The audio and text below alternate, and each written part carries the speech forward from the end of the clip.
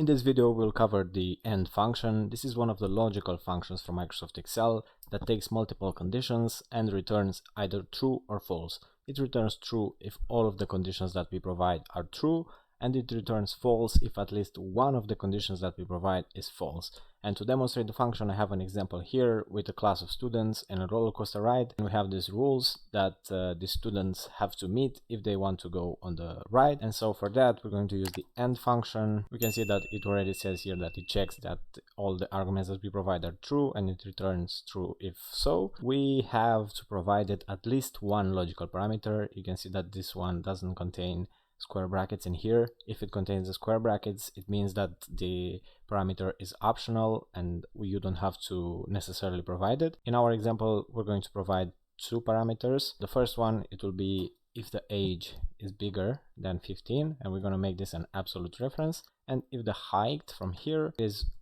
bigger or taller than 1.5, and we make this an absolute reference as well. We close the parentheses. You can see here that we can enter as many optional parameters as we want up until 255. That's the upper limit. Now if we close the parentheses, we should get false because this kid over here has the age 14 and the minimum required is 15.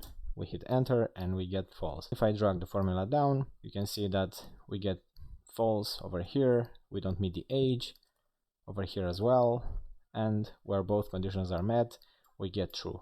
Now if I drag the formula down, all my other rows are populated with either true or false. And that's it. This is the AND function from Excel. We use it to check whether multiple conditions are true at the same time. If you learned something new from this video, please give it a thumbs up and see you next time.